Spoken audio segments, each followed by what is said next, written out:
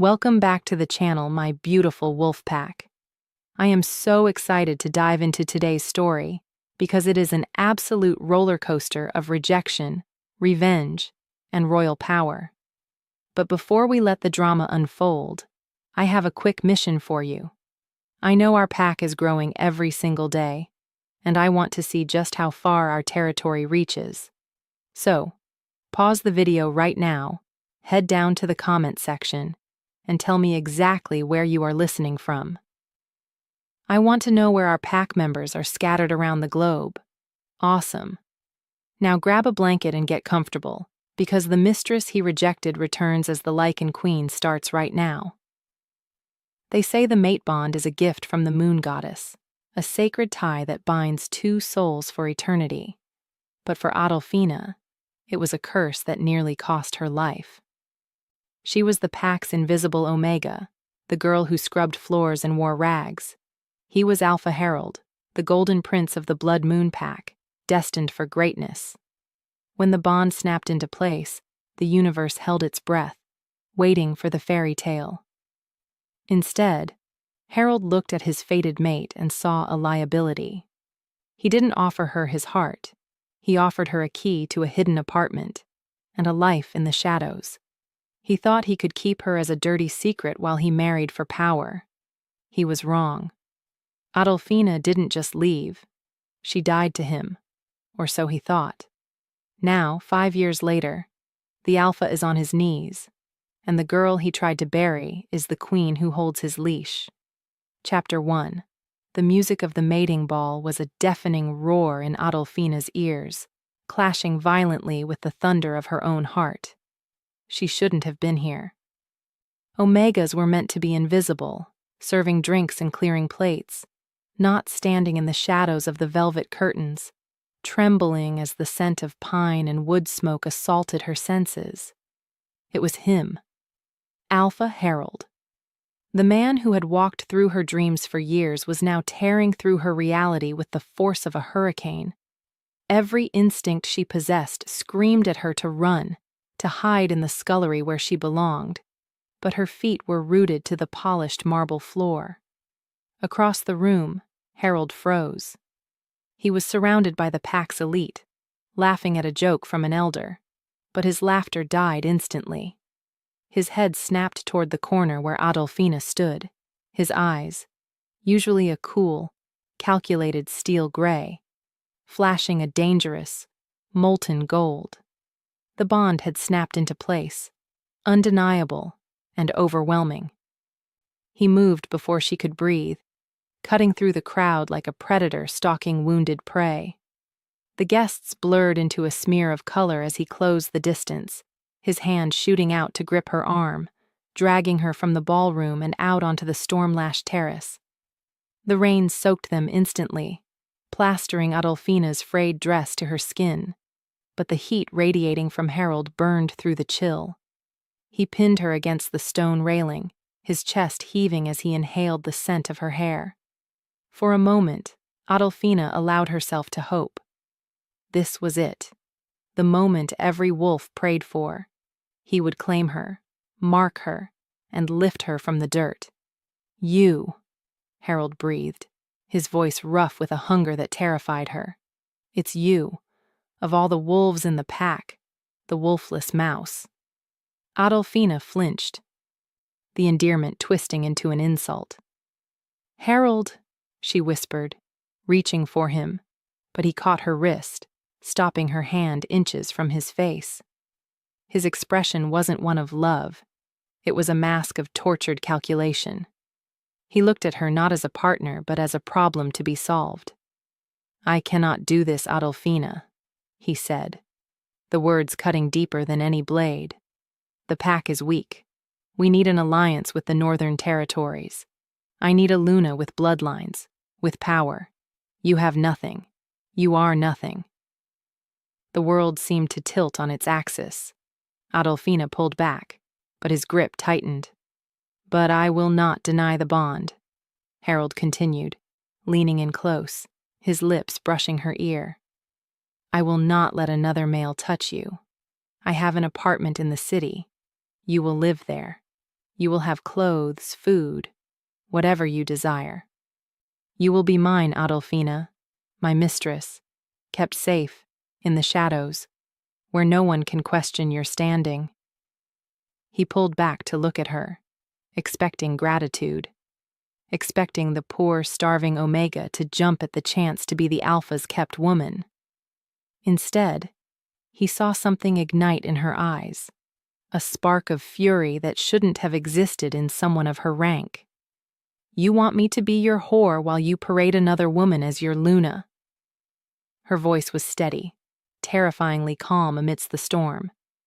"I'm offering you protection," Harold snarled, his patience fraying.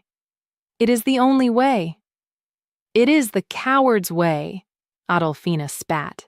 Before he could react, her hand connected with his cheek. The sound of the slap cracked through the air, louder than the thunder overhead. Harold stumbled back, shock replacing the arrogance on his face. He touched his cheek, staring at her in disbelief, but Adolfina didn't wait for his rage to detonate.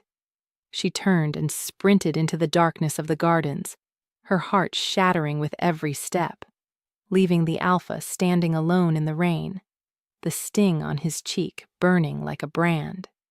Chapter 2. Harold stood on the balcony for a long time, the rain doing nothing to cool the inferno raging beneath his skin. She had rejected him. An Omega, a nobody, had dared to strike an Alpha and walk away. His wolf paced inside his mind, howling for him to chase her, to drag her back and force her to submit. But Harold crushed the instinct with cold, human logic. She would come back. Where else could she go? She had no money, no family, no wolf to protect her. She would spend a night in the cold, realize the magnitude of her mistake, and come crawling back to accept his offer. He wiped the rain from his face and composed himself, stepping back into the ballroom. The music had stopped. The pack was watching, sensing the disturbance in their Alpha's aura. He saw Bianca across the room, beautiful, wealthy, and cruel. The perfect political pawn. If Adolfina wanted to play hard to get, he would show her the reality of power. He would show her that he didn't need her. Harold walked to the center of the room, raising a glass of champagne. The room went silent. "Tonight is a night of celebration," he announced, his voice booming, though his eyes scanned the exits, hoping to see a small, soaked figure returning. "I am pleased to announce that the Blood Moon Pack will be uniting with the Northern Territories. Bianca will be my Luna." The crowd erupted in cheers, but Harold felt nothing but a hollow rot in his chest. Outside, lurking in the shadows of the servants' entrance, Adolfina heard every word. The announcement was the final nail in the coffin of her life here. He hadn't just rejected her. He had replaced her in the span of an hour. The pain was so acute it felt physical, like her ribs were being pried apart. She didn't go back to the dorms. She ran. She packed nothing, taking only the clothes on her back, and fled toward the pack borders. The storm had turned the forest into a treacherous mire of mud and rising floodwaters. Adolfina slipped and scrambled, the undergrowth tearing at her skin. But she didn't stop. She had to get to the rogue lands. It was a death sentence, but death was better than watching Harold mate with Bianca. "There." "I smell her!" A rough voice barked through the trees. Adolfina froze. Patrol wolves. Harold must have sent them, or perhaps Bianca had ordered them to finish off the loose end. Panic surged, lending speed to her exhausted legs. She sprinted toward the ravine, the roar of the rushing river drowning out the growls behind her. "Stop!" a guard shouted, breaking through the tree line. Adolfina didn't stop. She reached the edge of the cliff, the black water churning 50 feet below. The guards slowed, smirking, thinking she was trapped. They didn't know that Adolfina had nothing left to lose. "Don't do it, Omega," one sneered. Adolfina looked back toward the direction of the pack house, whispering a silent goodbye to the man who had broken her. Then she stepped backward into the void. Back at the ballroom, Harold was in the middle of a dance with Bianca when he felt it, a sudden, violent tearing in his chest, as if an invisible cord had been snapped. His vision went black. He dropped to his knees, gasping for air, a scream of pure, primal agony ripping from his throat, silencing the music and freezing the blood of everyone in the room. Chapter 3. 5 years. It had been 5 years since the music died in the Blood Moon Pack. The territory, once vibrant and feared, was now a husk of its former glory. The paint on the pack house was peeling, gray and sickly like the skin of a corpse. The gardens where Adolfina had run that night were overgrown with thorny weeds, choking out the roses. Harold sat in his office, staring blankly at the stack of unpaid bills and alliance rejections on his desk. He looked older than his years. The golden light in his eyes had dimmed to a dull, tarnished brass. He hadn't shifted in months. His wolf was catatonic, broken by the phantom pain of the severed bond. He still dreamed of her, of Adolfina falling into the water, her scent swallowed by the river. They never found a body, but no wolf, certainly not a wolfless Omega, could survive the rapids. "You're brooding again," a shrill voice cut through the silence. Bianca stood in the doorway, draped in a fur coat that cost more than the pack's monthly food budget. She looked pristine, untouched by the poverty gripping the rest of the pack. She was the Luna Harold had chosen, and she was a parasite. "We have no grain for the winter, Bianca," Harold said, his voice raspy. "And you bought a new coat?" "I am the Luna," she scoffed, checking her nails. "I must look the part. Besides, it's not my fault you can't manage the finances. If you hadn't spent the last 5 years mourning that dead rat, maybe we would be strong enough to raid the southern packs." Harold growled low in his throat, the sound vibrating through the desk. But before he could respond, his beta, Conan, burst into the room. Conan looked pale, clutching a letter sealed with heavy black wax. "Alpha," Conan breathed, his hands shaking. "A courier just left. It's from the High Council." The room went cold. The High Council, the Lycan royalty who ruled over all shifters, never sent letters. They sent executioners. Harold snatched the envelope, breaking the seal. "To Alpha Herald of Blood Moon, your territory has been flagged for incompetence, resource mismanagement, and weakness. A royal delegation will arrive in 3 days to conduct a full inspection. If you are found unfit, your pack will be dissolved, and your title stripped. Prepare for the arrival of the Lycan sovereign." "Dissolved," Harold whispered, the paper crumbling in his fist. "They're coming to end us." "We can't let them in," Bianca shrieked. "They'll see everything. They'll see the debt." "We have no choice," Harold said, standing up for the first time in hours. A strange sensation prickled the back of his neck, a ghost of a feeling he hadn't felt in half a decade. "Clean this place up. Hide the debt ledgers. If the Lycan sovereign wants to see a pack, we will show them a pack." 3 days later, the atmosphere was thick with dread. The pack members, thin and anxious, lined up along the muddy driveway. The rain poured relentlessly, turning the ground into a slurry of filth. Harold stood at the front, Bianca clutching his arm, her nails digging into his skin. Then they appeared. Not the usual council SUVs, but a convoy of sleek, armored black limousines, gliding silently over the potholes. They looked like predators made of steel. The lead car, bearing the silver crest of the royal house, slowed to a halt directly in front of Harold. The window didn't roll down. The driver got out, a massive warrior standing 7 feet tall, and opened the rear door. And then, it hit him.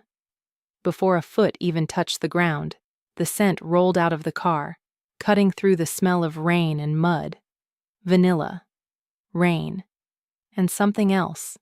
Something ancient and terrifyingly powerful. Harold's knees nearly buckled. It was impossible. He knew that scent. It was the scent of the ghost that haunted his nightmares. Chapter 4. The silence in the courtyard was absolute, save for the rhythmic drumming of the rain on the roofs of the armored convoy. Harold couldn't breathe. His heart hammered against his ribs like a trapped bird. His gaze locked on the open door of the limousine. The scent was suffocating him. Memories of a stolen moment on a balcony, the sting of a slap, the agony of a severed bond. It washed over him in waves. But it was different now. It was no longer soft and meek. It was laced with ozone and electricity. The scent of a storm about to break the world apart. A boot hit the mud. It was a combat boot, black leather with a stiletto heel, sharp enough to puncture a lung. Then came the rest of her. The woman who emerged from the car did not cower against the rain. She wore a tailored black military coat with silver epaulets. The collar turned up against the wind. Her hair, once a mousy brown tangle, was now a sleek cascade of dark silk, pinned back to reveal a face that Harold knew better than his own, yet didn't know at all. Her cheekbones were sharper, her jaw set in a line of ruthless determination. But it was her eyes that froze the blood in his veins. They weren't the fearful eyes of the girl he had rejected. They were glowing with a low, violet luminescence, the mark of a Lycan. Adolfina. Bianca gasped beside him, her grip on his arm turning into a claw. That's not possible, she hissed. She's dead. Adolfina didn't look at the pack. She didn't look at the crumbling house. She looked straight at Harold. The power radiating off her was heavy, a physical weight that forced the wolves in the front row to whimper and lower their heads. It was the aura of a sovereign, an apex predator that viewed alphas as mere playthings. 2 guards flanked her immediately, holding umbrellas over her head, but she stepped out from under their protection, letting the rain hit her face. She took a slow, deliberate step toward Harold. Harold tried to speak, tried to say her name, but his throat had closed up.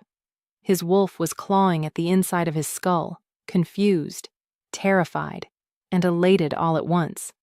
She lives. She is here. She is power. Adolfina stopped 3 feet from him. She was taller than he remembered, or maybe he was just shrinking under the weight of her gaze. She looked him up and down, her expression unreadable, cold as the marble floor she had once scrubbed. She took in his frayed cuffs, the dark circles under his eyes, the mud on his shoes.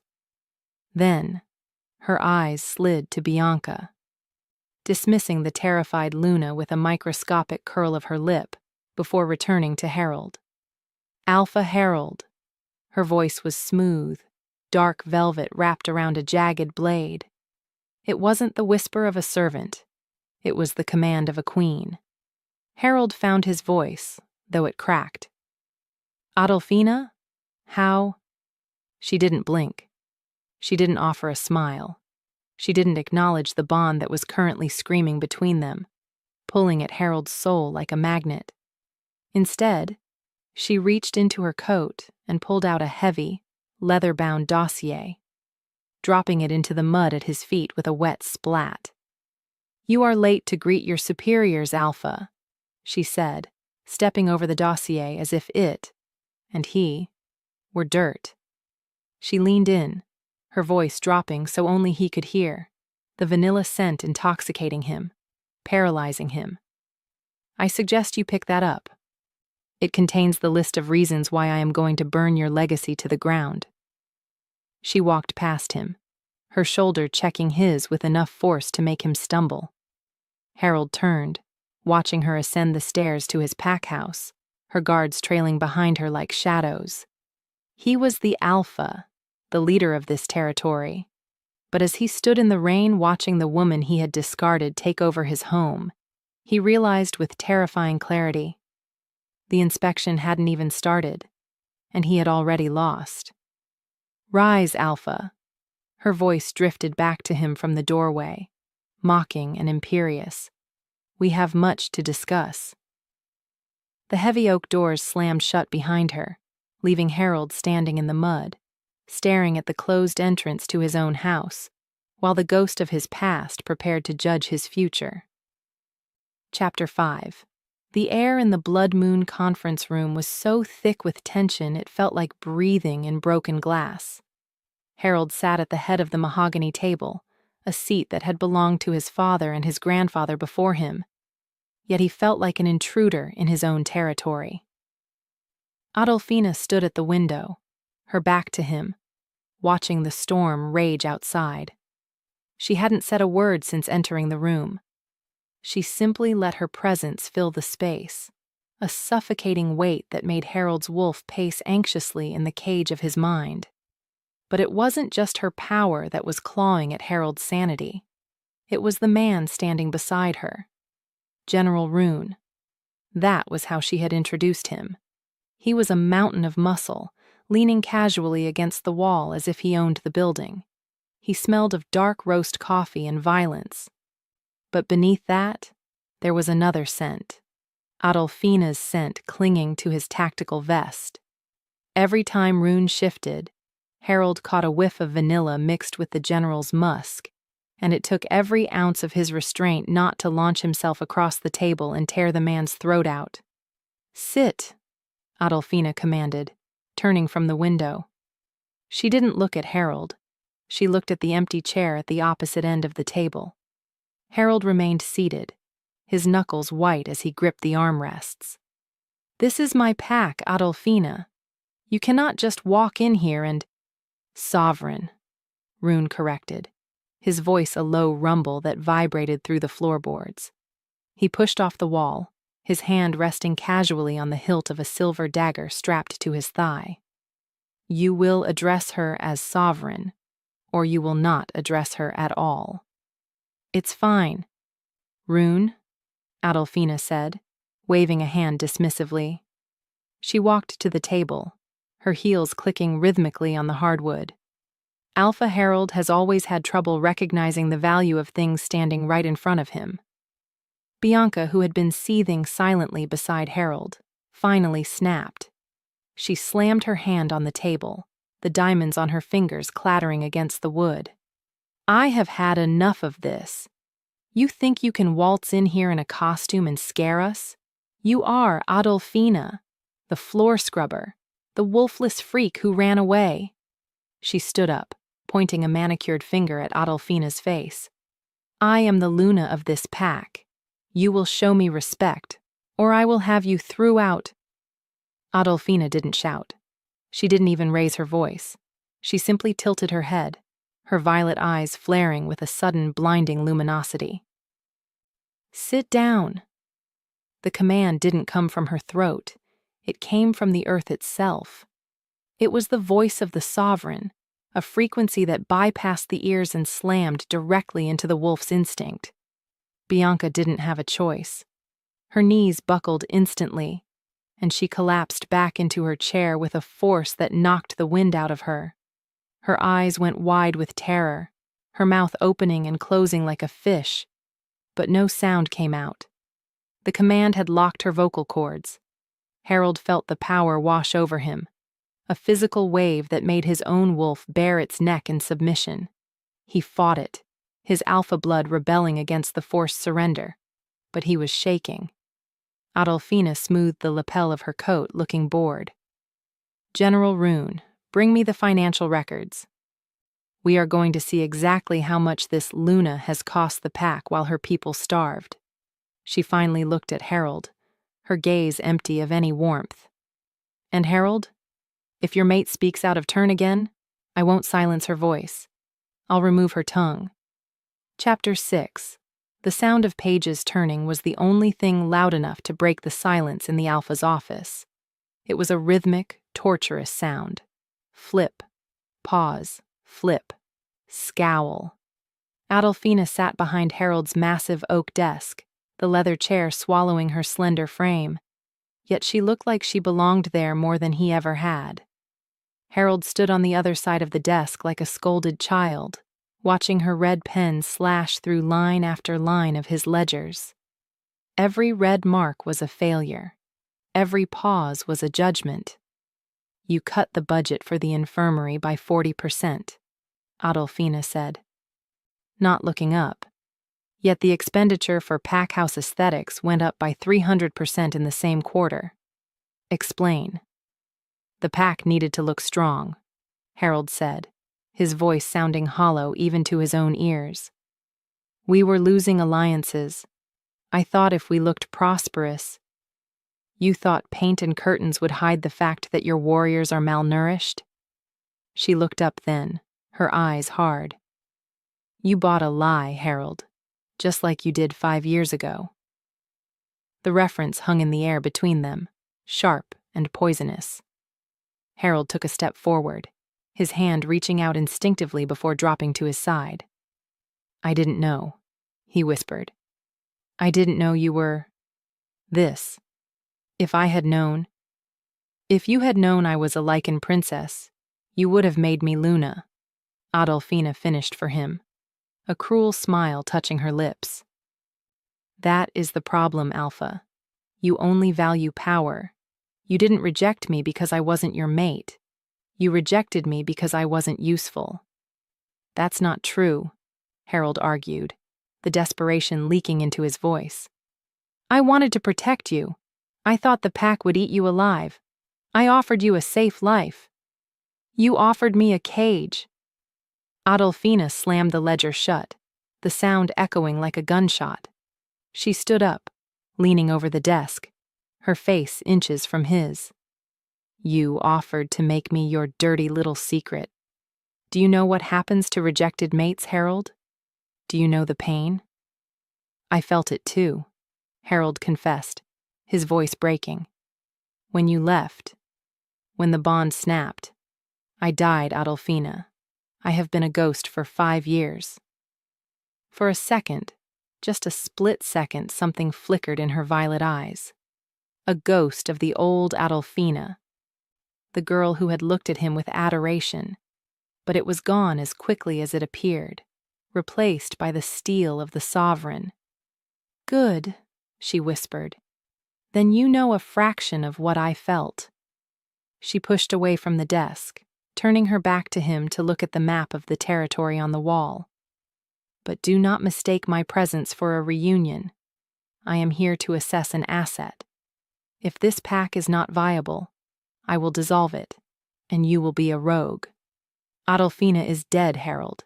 You killed her the night you chose a title over a soulmate." Harold stared at her back, the rejection stinging fresh all over again. He wanted to scream, to shake her, to force her to acknowledge the bond that was currently humming between them like a live wire. But before he could move, the door opened. "Sovereign," Rune said, stepping in without knocking. He didn't even look at Harold. "It's time for the banquet. The pack is waiting." Adolfina turned, her mask of indifference back in place. She walked past Harold as if he were furniture, taking Rune's offered arm. Harold watched them leave, the scent of their mingled auras making bile rise in his throat. Chapter 7. The dining hall had been scrubbed clean, the best silverware laid out, and the few candles they had left were lit to hide the water stains on the ceiling. It was a pathetic attempt at grandeur, and everyone knew it. The pack elders sat in silence, too terrified to eat, their eyes darting toward the head of the table where Adolfina sat like a judge at an execution. Harold sat to her right, Bianca to her left. The tension was palpable. Bianca had recovered her voice, though it was raspy. And she was drinking wine with a ferocity that promised a disaster. "So," Bianca said, her voice slurring slightly as she gestured with her fork, "a Lycan queen. It's quite the promotion for a girl who used to wash my underwear." The table went deathly still. Elder Vlad dropped his fork. Harold closed his eyes, praying for the floor to open up and swallow his wife. Adolfina slowly cut a piece of steak, the knife screeching softly against the china. She didn't look at Bianca. She took a bite, chewed deliberately, and swallowed. "And yet," Adolfina said softly, "here I sit at the head of the table, while you are drinking cheap wine to numb the fear that I might snap your neck before dessert." Bianca flushed a deep, blotchy red. "You think you're better than us because of some latent bloodline? You're still just a mongrel. An orphan nobody wanted." "Bianca, stop," Harold warned, his voice a low growl. "No," Bianca snapped. "Let's be honest. She's only here to rub it in. Look at her, clinging to her guard like a desperate—" She didn't finish the sentence. Rune, who was standing behind Adolfina's chair, leaned down. He didn't whisper. He spoke clearly enough for the room to hear. "Shall I remove her, my queen?"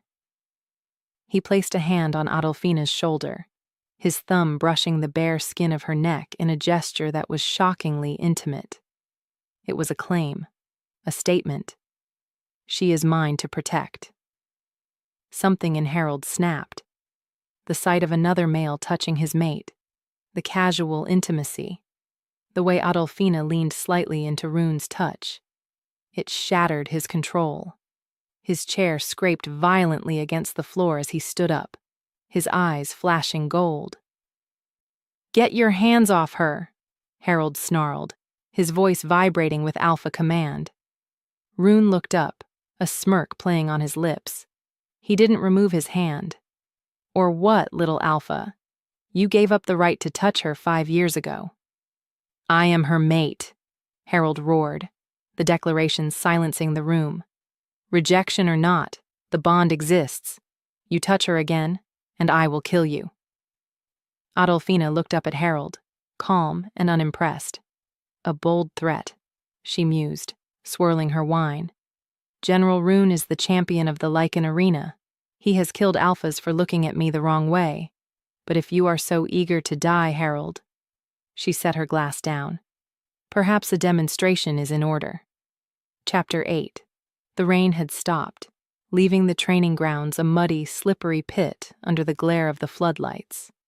The entire pack had gathered, forming a wide circle around the sand pit. They were silent, their faces pale. They were about to watch their alpha get slaughtered. Harold stripped off his shirt, tossing it into the mud. His chest heaved, his muscles coiled tight. He knew Rune was stronger.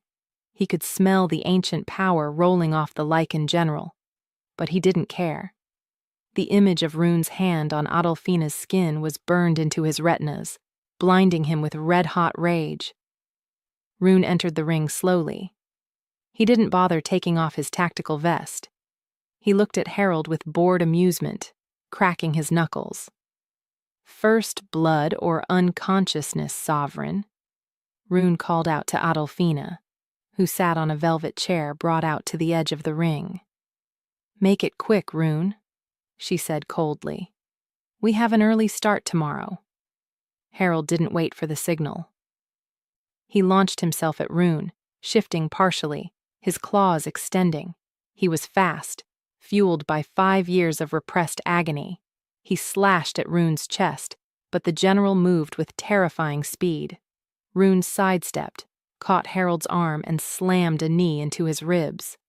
The crack of bone echoed across the yard.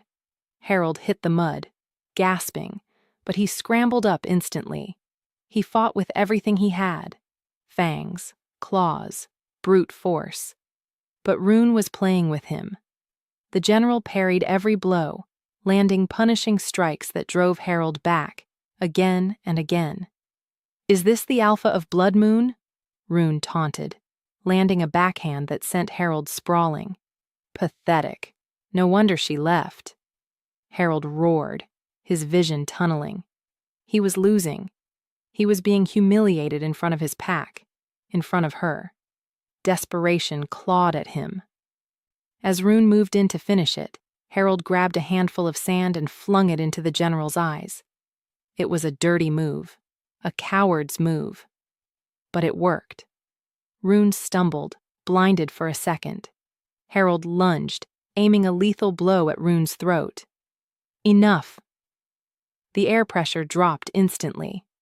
Before Harold's claws could connect, a blur of white motion intercepted him. Adolfina didn't just step into the ring, she materialized. She caught Harold's wrist, the one aiming for the kill, in midair. Her grip was like a vise of pure diamond. Harold froze, looking up. Adolfina wasn't even straining.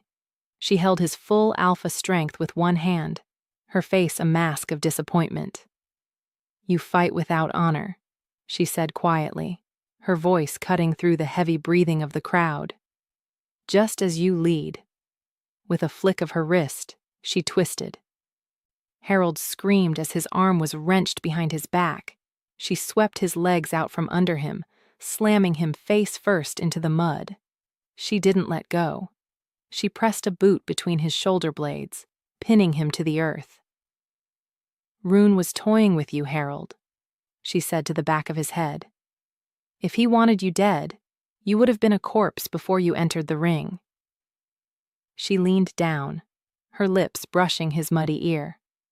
"You are weak, physically, mentally, and morally. And until you learn that strength comes from honor, not power, you will never be worthy of standing beside a queen." She stepped off him, leaving him gasping in the dirt, defeated not by the general, but by the woman he had deemed too weak to be his Luna. Chapter 9. The bottle of amber whiskey in Harold's hand was nearly empty, but the burn in his throat did nothing to numb the ache in his chest. He stood outside the heavy oak doors of the guest suite, the finest room in the pack house, a room he had once earmarked for his future children, now occupied by the woman who held his life in her manicured hands. It was past midnight. The pack house was silent, save for the rhythmic drumming of rain against the windows, a sound that seemed to mock the turbulence inside him. He didn't knock. He didn't have the right, but he didn't have the patience either. He pushed the door open, the lock snapping easily under his alpha strength. Adolfina was awake. She stood by the fireplace, wrapped in a silk robe the color of midnight, swirling a glass of red wine. She didn't flinch when the door crashed open. She didn't even turn around. The firelight danced on her dark hair, casting long, flickering shadows against the walls that looked like wolves waiting to strike. "Breaking and entering, Alpha?" she asked, her voice cool and detached. "I could have you executed for threatening a royal guest." "Stop it!" Harold rasped, stumbling slightly as he stepped into the room, kicking the door shut behind him. "Stop looking at me like I'm a stranger. Stop acting like the last 5 years didn't happen." Adolfina turned slowly, her violet eyes sweeping over his disheveled appearance, the mud still staining his pants from the sparring match, the bruise blossoming on his jaw where she had pinned him. "The last 5 years happened, Harold. That is exactly why I am looking at you this way. You are a stranger. The Harold I knew, the boy I loved. He wouldn't have married a viper like Bianca. He wouldn't have let his pack starve." "I did it for the pack," Harold shouted, the confession tearing from his throat. He dropped the bottle, glass shattering on the rug, ignoring the shards. "I married her for the alliance. I rejected you because I thought you were weak. I thought I was saving you from a life of ridicule." He took a step toward her, his hands shaking. "I was wrong. I see that now. You are everything, Adolfina. You are power. You are grace. You are my mate." He fell to his knees before her, the proud Alpha reduced to a beggar. He reached for the hem of her robe, his head bowing. "I will annul the marriage. I will send Bianca away. Just, please, stop the inspection. Stay. Be my Luna." Adolfina looked down at him, her expression unreadable. For a moment the silence stretched, heavy and suffocating. Then she laughed. It was a dry, humorless sound that chilled Harold to the bone. She stepped back, pulling her robe out of his grasp as if his touch burned. "Your Luna?" she repeated, her voice dripping with disdain. "You still don't get it, do you?" "I didn't come back to be your Luna, Harold. I didn't come back to fix your mistakes or warm your bed." She leaned down, grabbing his chin and forcing him to look into her glowing eyes. "I am a queen. I command armies. I decide the fate of bloodlines.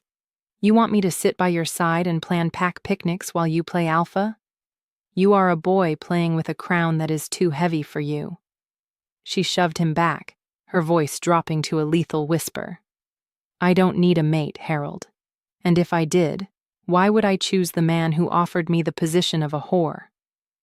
Harold stared at her, the hope draining from his face, leaving only ash. He opened his mouth to beg again, to offer her anything, but she pointed to the door. "Get out, before I call Rune to throw you out." Chapter 10. Bianca paced the length of her bedroom, her heels digging into the plush carpet. The humiliation at the dinner table, the way the pack looked at her now, like she was a disease. It was unbearable. She could feel her status slipping away like sand through her fingers. Harold was in the guest wing. She knew it. He was groveling to that thing. That up-jumped Omega who thought a fancy title and some contact lenses made her royalty.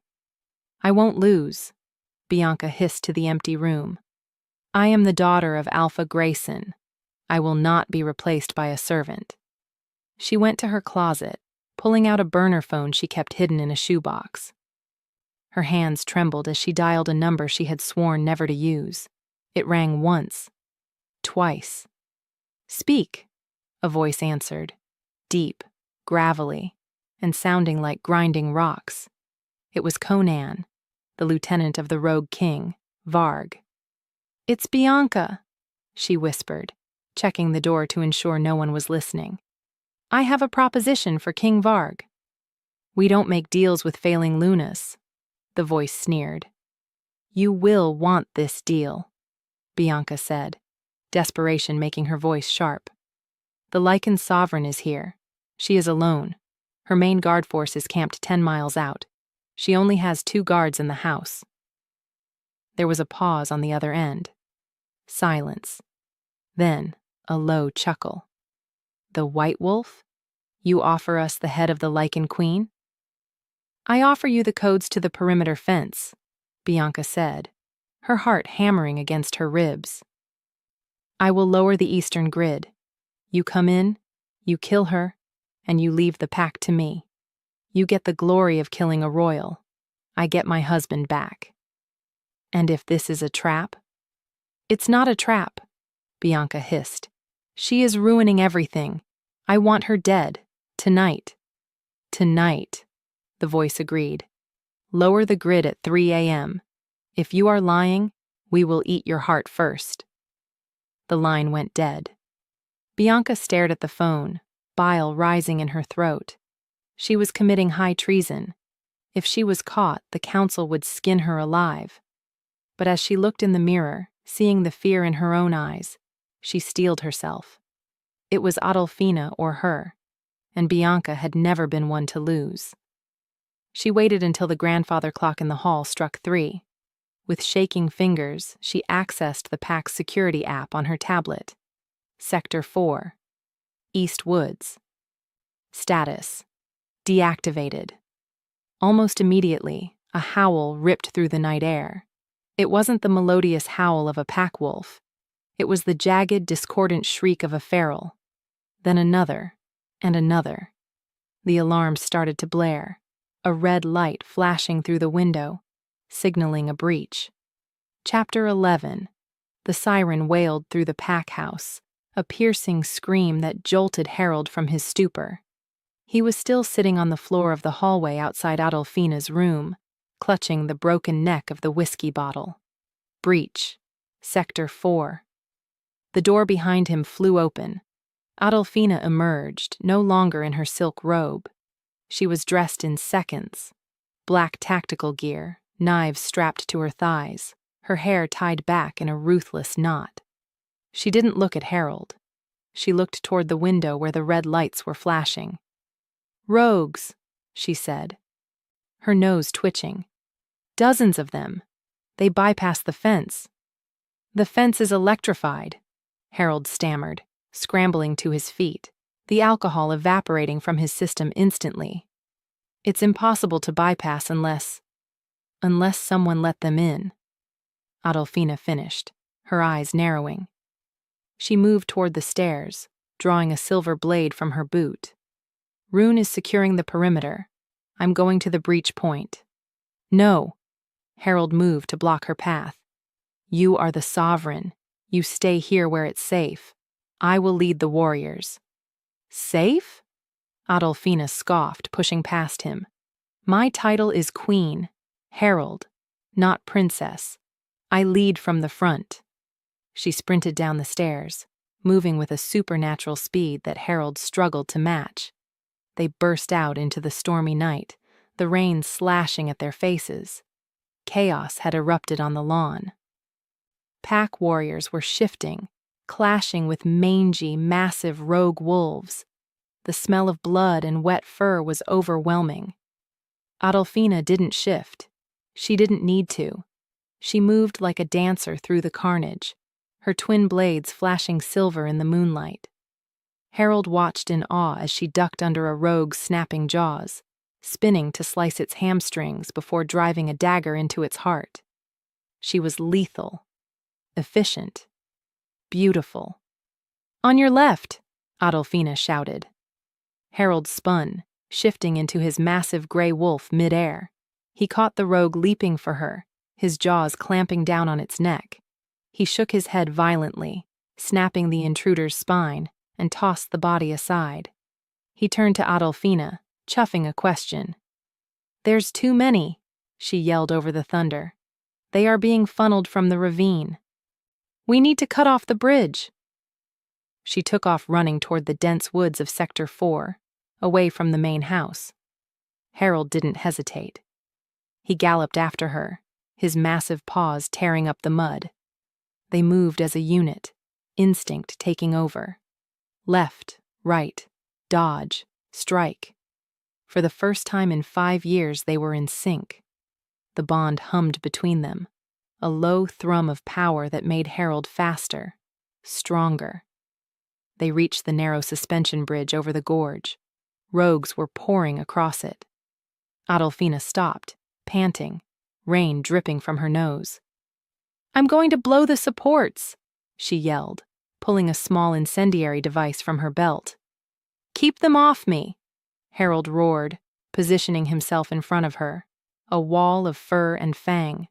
For 2 minutes he was a god of war, tearing through wave after wave of rogues to protect his mate. He took a bite to the shoulder, a claw to the flank, but he didn't falter. Behind him he heard the beep of the detonator. "Harold, move!" He leaped back just as the bridge exploded. The wood splintered, sending the crossing rogues screaming into the abyss below. But the explosion rocked the cliffside. The ground beneath Harold's paws gave way. He scrabbled for purchase, mud sliding into the darkness. "Harold!" Adolfina's hand shot out, grabbing his fur just as he went over the edge. She groaned, the weight of a full-grown alpha wolf nearly pulling her arm out of its socket, but she didn't let go. She hauled him up, inch by agonizing inch, until he collapsed onto the solid ground, shifting back into human form, naked and bleeding. Chapter 12. The adrenaline crash was sudden and brutal. Harold lay panting in the mud, the rain washing the blood from the gash on his shoulder. His vision swam. The rogue's bite had been deep, possibly toxic. He tried to stand, but his legs refused to cooperate. "Stay down," Adolfina ordered. She wasn't looking at him with contempt anymore. Her face was pale, her eyes wide with adrenaline. She scanned the tree line. "The explosion will attract more.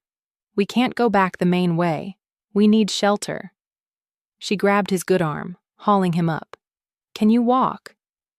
I think so," Harold gritted out, leaning heavily on her. The touch of her body against his, cold rain on hot skin, sent shivers through him that had nothing to do with the cold. They stumbled through the underbrush for half a mile until they found a small limestone cave, hidden behind a curtain of ivy. Adolfina dragged him inside, away from the biting wind. It was dark and cramped, smelling of damp earth and old leaves. Harold collapsed against the rock wall, clutching his bleeding shoulder. Adolfina immediately went to work. She ripped a strip of fabric from her tactical shirt, using a small flask of alcohol from her belt to clean the wound. Harold hissed in pain, arching his back. "Sorry," she muttered, her hands steady but gentle. "It needs to be cleaned. Rogues carry disease." "You saved me," Harold whispered, watching her face in the dim light. "You could have let me fall. You could have let the rogues kill me and been done with it." Adolfina paused, her hands hovering over his skin. "I wanted to," she admitted softly. "Part of me wanted to let you fall." She looked up, her eyes locking onto his. But a queen does not let her subjects die because of a personal grudge. Even the foolish ones. "Is that all I am?" Harold asked, his voice cracking. "A subject? A fool?" Tears mixed with the rain on his face. He reached out, his hand trembling to cup her cheek. She didn't pull away this time. "I hate her, Adolfina. I hate Bianca.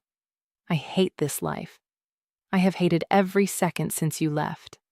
I'm so lonely." The vulnerability in his voice was raw, stripping away the last of his alpha pride. He wasn't demanding. He wasn't posturing. He was just a broken man bleeding in a cave. Adolfina's mask crumbled. Her hand covered his, her thumb brushing away a tear on his cheek. For a moment, the sovereign was gone, and only the mate remained. She leaned in, her forehead resting against his. "You broke us, Harold," she whispered, her voice trembling. "You broke me into 1,000 pieces. Do you have any idea how hard it was to put myself back together?" "Let me help," he pleaded, closing his eyes, breathing in her scent. "Let me spend the rest of my life making it up to you." Adolfina pulled back slightly, looking at his lips. The air in the cave grew heavy, charged with the undeniable pull of the bond. Harold leaned forward, desperate for a kiss that would seal their fate. But Adolfina stopped him. She placed 2 fingers against his lips, halting him inches from hers. "Trust is earned, Harold," she said, her voice shaking but firm. "And you are currently deep in debt." She pulled away, moving to the mouth of the cave, her silhouette framed by the storm. "Sleep. Tomorrow we find out who opened the gate, and if I find out you had anything to do with it, I will finish what the rogues started." Harold watched her back, his heart aching with a mixture of hope and terror. He hadn't won her back, but for the first time in 5 years, she hadn't completely pushed him away. Chapter 13. The dawn broke gray and sullen over the Blood Moon territory, illuminating the smoke rising from the charred remains of the bridge. Harold limped out of the tree line, his arm draped heavily over Adolfina's shoulders. They were a mess of mud, dried blood, and exhaustion, but they were alive. The trek back from the cave had been silent, the heavy weight of their conversation hanging in the air like humidity before a storm. Harold leaned on her not just for physical support, but because the proximity settled the chaotic roaring of his wolf. As they emerged onto the main lawn, they weren't greeted with relief. They were greeted by a wall of accusation. Bianca stood on the front steps of the pack house, flanked by the council elders and a dozen armed warriors. She looked pristine, her makeup flawless, a stark contrast to the battered pair stumbling out of the woods. In her hand, She held a black tactical bag, one that looked suspiciously like the gear Adolfina's guards used. "Seize them!" Bianca shrieked, pointing a manicured finger at Adolfina. Two warriors hesitated, looking between their alpha and the Lycan queen. "Stand down!" Harold roared, the command tearing through his raw throat. He straightened, pushing away the pain in his leg to stand tall. "What is the meaning of this, Bianca?" "The meaning?" Bianca laughed, a shrill, hysterical sound. She threw the bag at their feet. It spilled open, revealing a satellite phone and stacks of cash wrapped in bands marked with the Rogue King's insignia. "I found this in her room, Harold. Under her bed. She didn't come here to inspect us. She came here to destroy us. She coordinated the attack to weaken our defenses so her rogue allies could slaughter us." The pack gasped. The accusation was treason of the highest order. Elder Vlad stepped forward, his face pale. "Alpha, if this is true, it explains how they got past the fence. Only someone with clearance could have lowered the grid." Adolfina stared at the bag, her expression impassive, though her violet eyes burned with cold fury. She didn't defend herself. She looked at Harold. This was the test. She had told him trust was earned. Now she would see if he had any to give. Harold looked at the evidence. It was damning. 5 years ago, he would have believed it. 5 years ago, he would have chosen logic and safety. He looked at Bianca, seeing the triumph in her eyes, the slight tremor in her hands that wasn't fear but adrenaline. Then he looked at Adolfina. He saw the woman who had pulled him from a cliff edge. He saw the queen who had fought back to back with him in the mud. "You are lying," Harold said, his voice deadly quiet. Bianca's smile faltered. "What?" "Harold, the proof is right there. I was with her," Harold interrupted, stepping between Adolfina and the accusers. "I fought beside her. I watched her blow the bridge to save this pack. She risked her life while you sat in the house painting your nails." He turned to the warriors, his eyes flashing gold. "The only person who had access to the grid codes besides me is the Luna." He turned back to Bianca, stalking toward her. "You lowered the grid. You let them in." "You're insane." Bianca backed up, her composure cracking. "I am your wife. You would trust this rejected mistress over me?" "She is not my mistress," Harold snarled, the vibration of his growl shaking the stairs. "She is the queen, and I would trust her with my soul. Guards, take Bianca to the holding cells." "No!" Bianca screamed, pulling a dagger from her coat, a silver blade she had hidden. She wasn't aiming for Harold. She lunged for Adolfina, but before she could take a step, Adolfina was there. She didn't use a weapon. She simply backhanded Bianca with enough force to send her flying into the stone pillar. Bianca slid to the ground, blood trickling from her lip. She looked up, madness in her eyes. "You think you've won? You think you can just take my place?" She wiped the blood away, a cruel sneer forming. "I invoke the right." The courtyard went deathly silent. Even the wind seemed to stop. "The right of Luna," Bianca hissed, standing up shakily. "I challenge you for the position, ancient law, to the death." Chapter 14. The words hung in the air like a guillotine blade waiting to drop. The right of Luna. It was a law older than the pack itself, a primitive statute that allowed a challenged female to fight for her rank. It was rarely used in modern times, but once invoked, it could not be refused by the Alpha or the Council without forfeiting the pack's honor. Harold turned pale. "Bianca, you are insane. You are no match for her." "Aren't I?" Bianca spat, her eyes darting to Adolfina. "She's an Omega, a scrub. Just because she wears a crown doesn't mean she can fight. I saw her in the woods. She relied on her guards. She's weak. Bianca was banking on the memory of the girl Adolfina used to be, the malnourished, frightened girl she used to bully. She didn't understand what stood before her.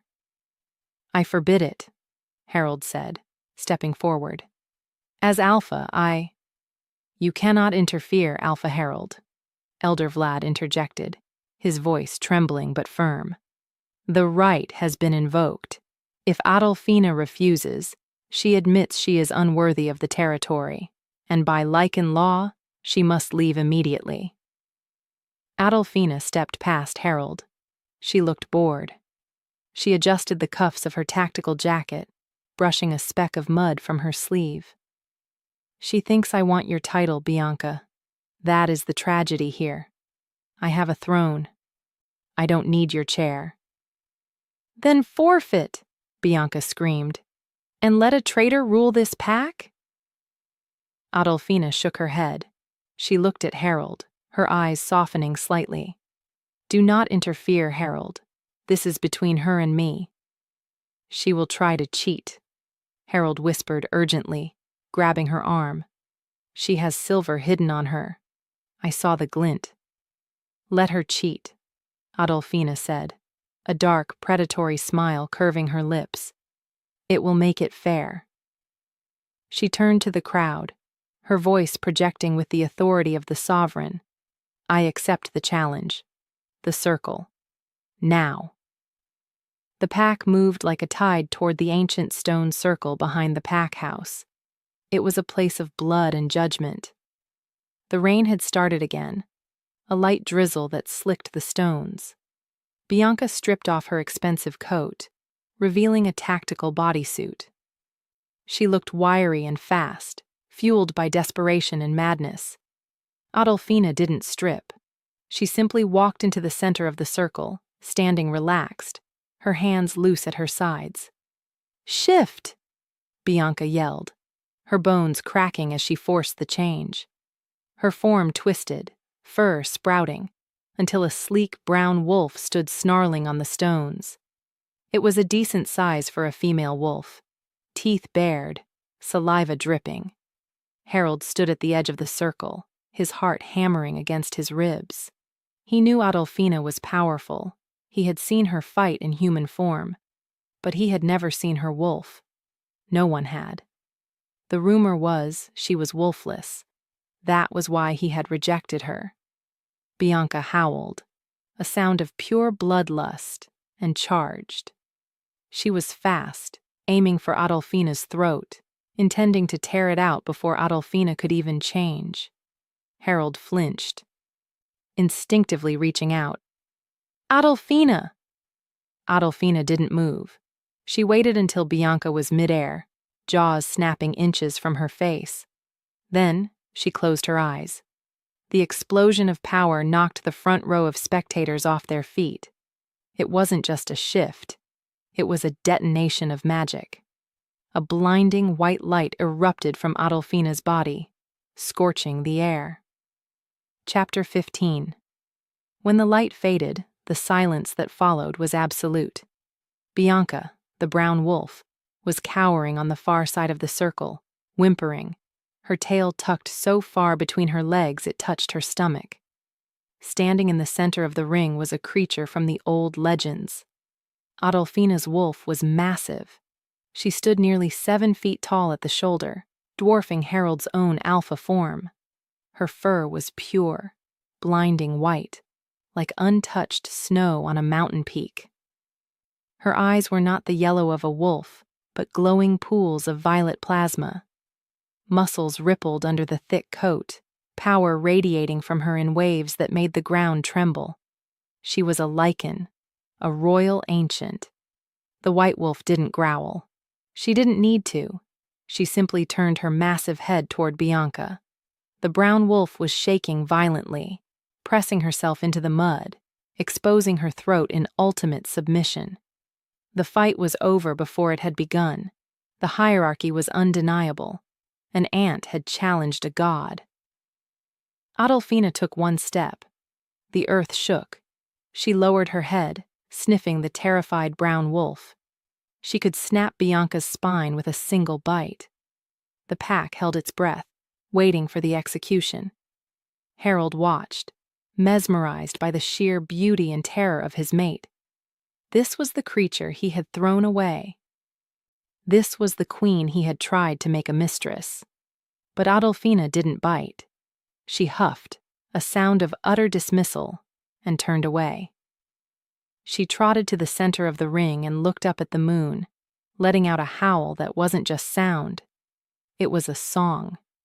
It resonated in the bones of every shifter present, a call of victory and mercy.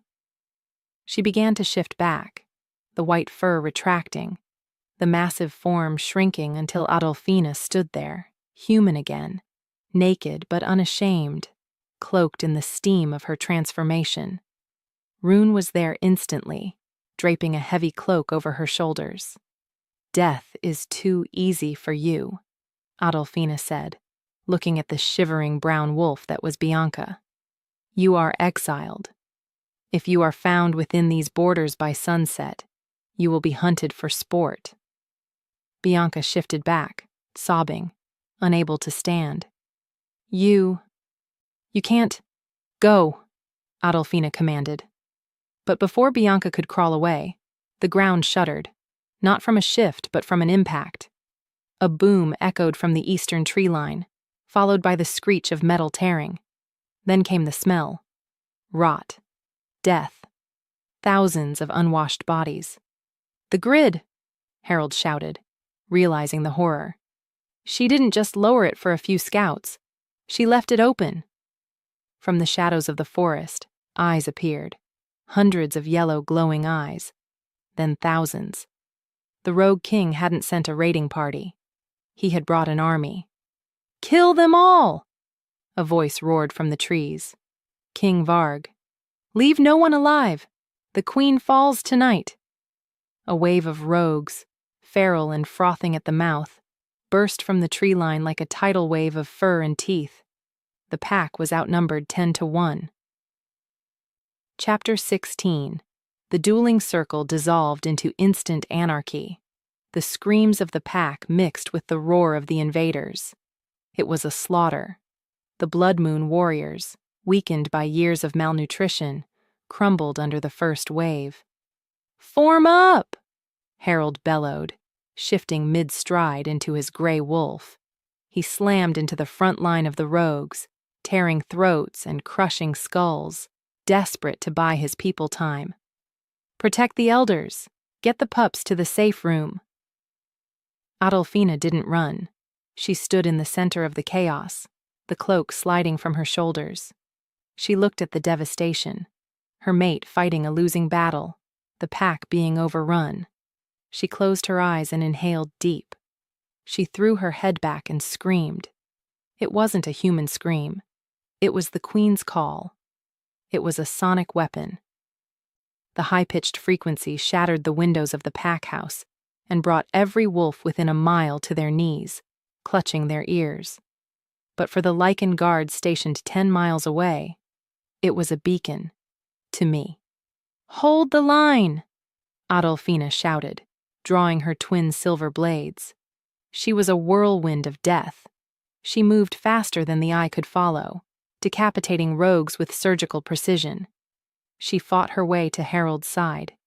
They were back to back again, a gray wolf and a warrior queen, surrounded by a sea of enemies. "They are too many!" Harold's mind-link voice was panicked. He was bleeding from a dozen wounds. "Go, Adolfina. Save yourself. They want you." "I don't run," she yelled back, ducking a claw swipe. Suddenly, a massive shape emerged from the throng. King Varg. He was a mutated monstrosity, scarred and huge, wielding a massive double-bladed axe forged from pure silver. He wasn't looking at Harold. He was looking at Adolfina's exposed back. "Die, witch!" Varg roared, swinging the axe with bone-shattering force. Adolfina was engaged with 3 rogues. She turned too late. She saw the silver blade arcing toward her neck. She couldn't block it. She couldn't dodge. She braced for the end. but the impact never came. A gray blur launched itself into the path of the blade. Shunk. The sound was sickening. The heavy silver axe didn't hit Adolfina. It buried itself deep into the chest of the gray wolf. Harold. The momentum of the blow threw him sideways. He crashed into the mud, the axe handle protruding from his ribs, blood, bright and arterial, spraying the ground. No! Adolfina's scream tore the sky apart. The shockwave of her grief triggered her aura to explode outward, knocking Varg and a dozen rogues backward as if hit by a bomb. She dropped to her knees beside the massive gray wolf, her hands hovering over the horrific wound. Harold's breathing was a wet, gurgling rattle. His eyes, once bright gold, were fading to a dull, lifeless gray. He tried to whimper, tried to nuzzle her hand, but he was drowning in his own blood. "Harold, no, no, no," Adolfina sobbed, pressing her hands over the wound, ignoring the burning silver. "Shift back. You have to shift back. I command you." But the wolf didn't shift. The silver was poisoning him too fast. He looked at her one last time, a single tear cutting through the fur on his face, and then his heavy head dropped into the mud. The chest stopped heaving. The Alpha of the Blood Moon was dead. Chapter 17.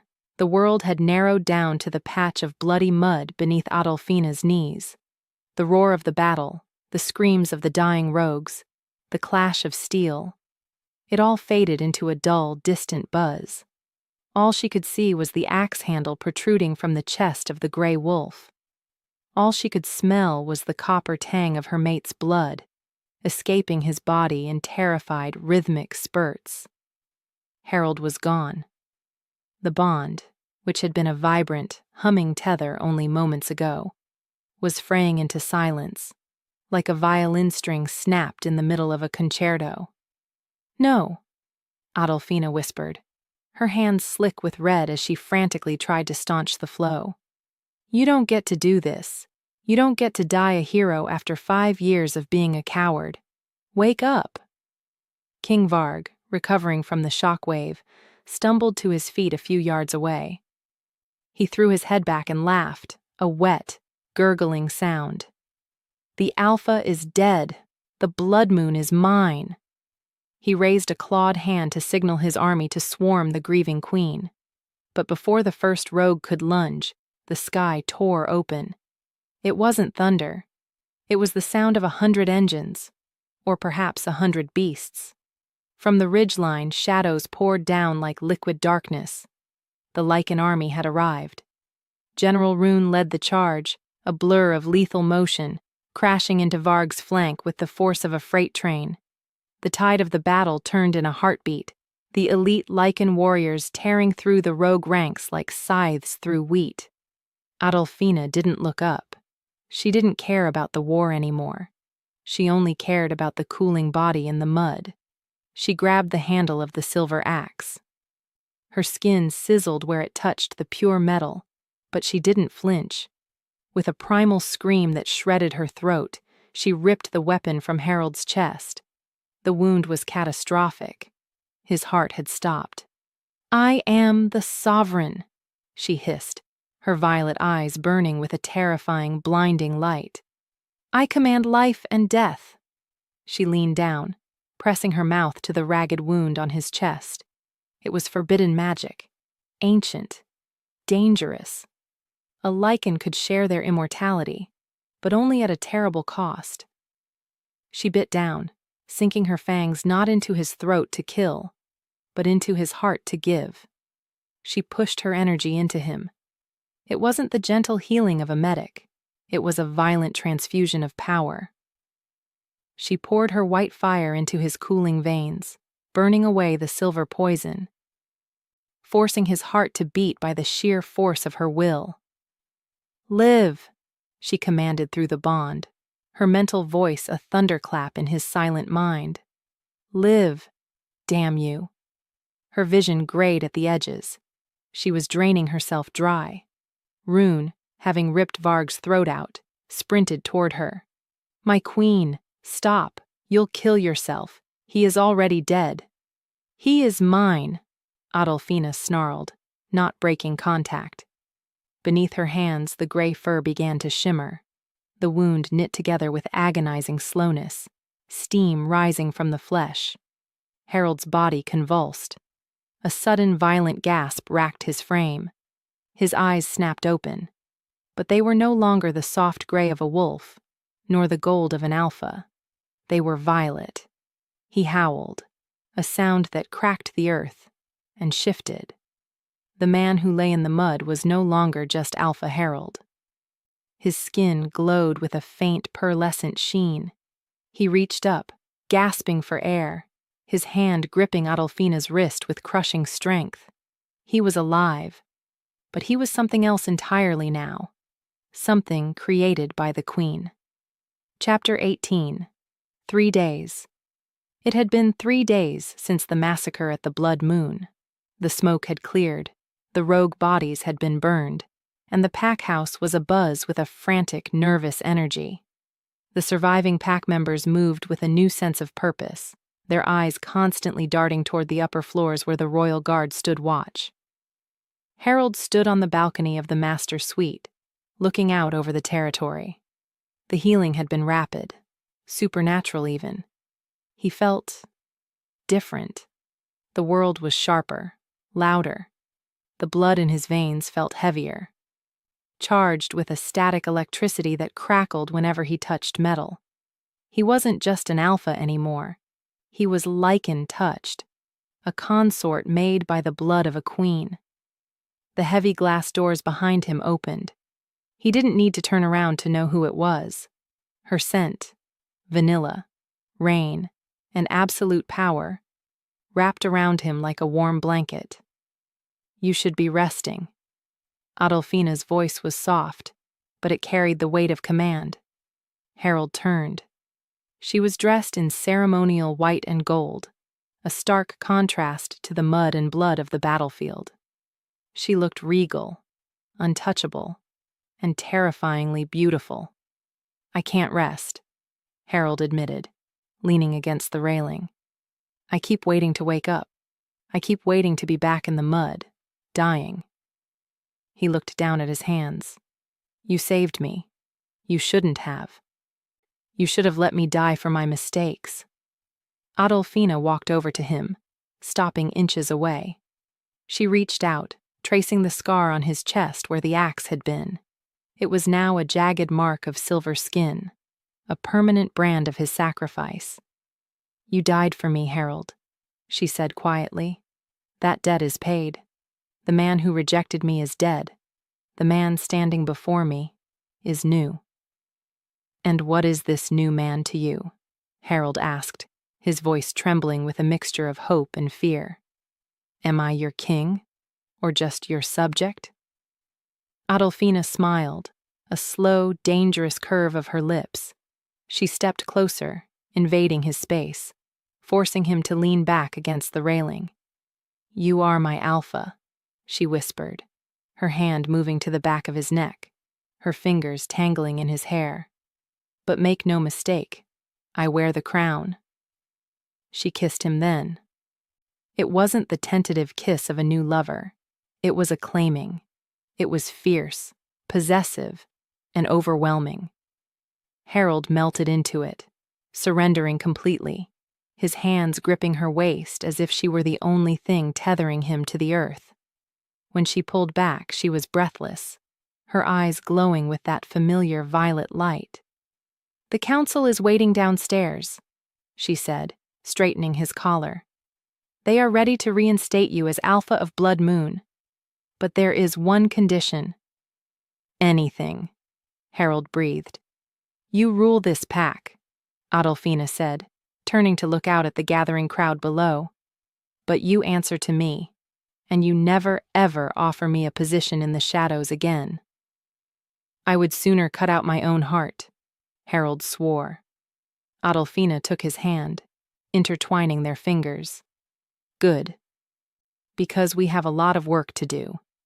She placed his hand on her stomach, pressing his palm flat against the silk of her dress. Harold froze. He looked at her, confusion warring with a sudden, dawning realization.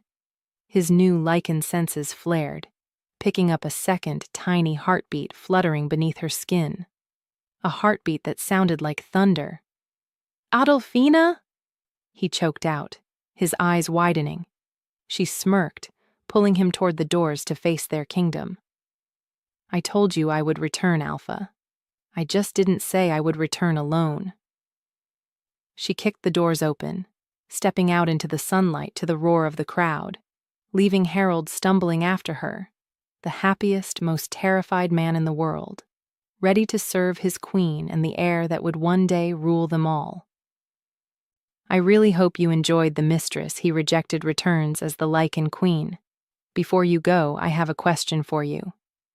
Do you think Harold did enough to earn his forgiveness? Or was Adolfina too kind to him? I'd love to read your polite and honest thoughts in the comments below. Your feedback helps us choose the best stories for you.